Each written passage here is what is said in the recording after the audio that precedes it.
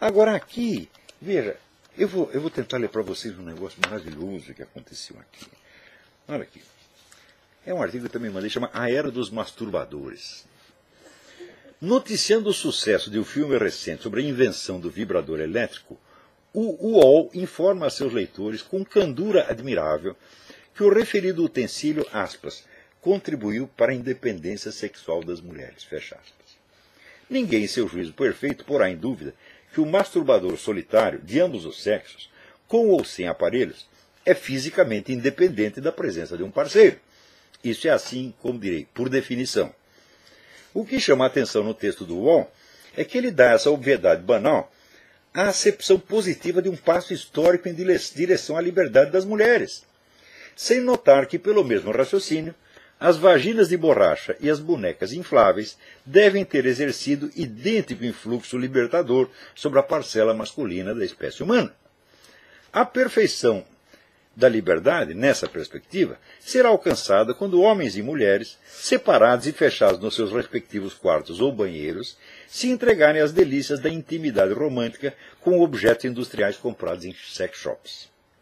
Nem vejo motivo para que tão paradisíaco estado de coisas não se estenda também aos homossexuais, de modo que as mulheres que se livraram dos homens se livrem também de outras mulheres, e os homens de outros homens. Os encontros românticos serão combinados, então, na seguinte base. Eu não a procuro, você não me telefona, quem acordar primeiro volta a dormir e quem chegar primeiro vai embora. O redator do UOL poderá jurar que foi apenas um lapsus linguae, uma frase infeliz. Pode ser. Mas qual ato falho freudiano o levou a produzi-la? Foi, sem dúvida, a confusão, hoje em dia endêmica, entre sexo e sensação orgásmica. A relação sexual, na plenitude do termo, só se perfaz no contato entre a mucosa de um pênis e a de uma vagina no interior desta última.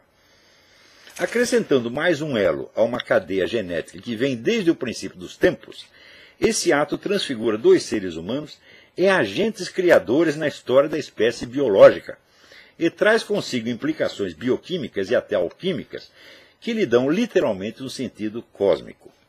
As emoções profundas do ato sexual têm aí a sua raiz primeira, e amputadas dela, reduzem-se a nada mais que um teatro mental, ora mais, ora menos sofisticado. O orgasmo solitário é uma sensação subjetiva, experimentada num corpo isolado, que, na melhor das hipóteses, pode imitar em fantasia as glórias da relação sexual plena, sem se aproximar delas, senão no sentido em que um signo indica a coisa significada. O mesmo aplica-se mutatis mutandis a qualquer relação sexual que bloqueie propositadamente a possibilidade da reprodução. Eu seria o último a desejar fazer aqui um discurso moralista contra essas variações, mas na estrita realidade dos fatos, todas elas só são sexo em sentido figurado, subjetivo e lúdico, isolado artificialmente da realidade cosmobiológica que o embasa, assim como o gosto de um alimento pode ser imitado com perfeição por um simulacro sem função nutritiva. Acontece que, na nossa época, a maioria das pessoas jovens só teve contato íntimo com o sexo oposto por meio de uma película de látex, concebida precisamente para reduzir o ato sexual à sua sensação subjetiva, isolando-o do seu substrato bioquímico e cósmico. É, por assim dizer, o sexo abstrato, seletivamente recortado para que os seus aspectos sociais e lúdicos prevaleçam sobre a realidade substantiva da condição sexuada. No sexo assim vivenciado, a presença ou ausência de um parceiro se torna mera conveniência de momento ou, na perspectiva do UOL, uma casualidade irrelevante. Todas as relações sexuais reduziram-se, no fim das contas, à masturbação, e o advento de gadgets que a facilitam se torna uma compensação mais que suficiente para a falta de parceiro.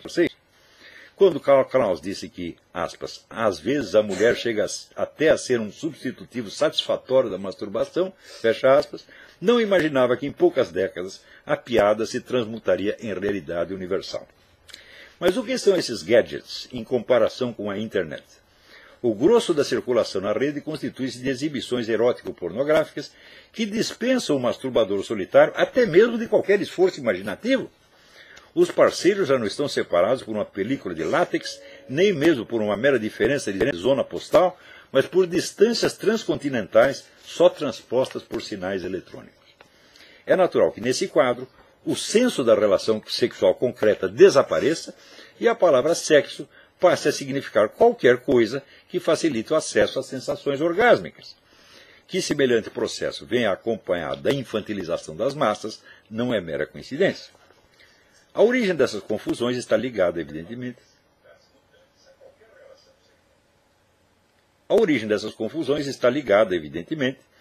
ao sucesso das reivindicações feministas, gaysistas e similares. Muitas dessas reivindicações são justas. Como sabemos que o são? Sabemos porque temos princípios universais do bem e da justiça que podem ser aplicados aos casos particulares, mesmo raros e excepcionais.